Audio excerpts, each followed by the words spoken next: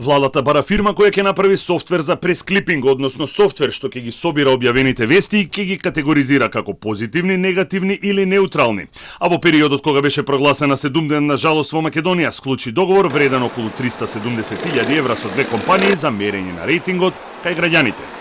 Во огласот објавен на Бирото за јавни набавки за пресклипинг не е наведена сумата, односно буџетот кој владата планира да го потроши за софтверот и стои дека ќе го користат 30 на државни институции и министерства, а треба да се собираат вестите по претходно договорени зборови или термини од телевизиите, печатените, онлайн медиумите и социјалните мрежи.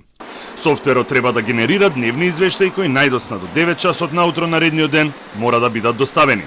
Дневен извештај кој треба да содржи листа на теми и клучни зборови, вкупен број на објави според вид на медиуми, дата на објава, име на медиумот, страница, наслов на објавата, автор на објавата, линк до оригиналната содржина, содржина во 3 до 4 реда, рубрика, време траење на објавата.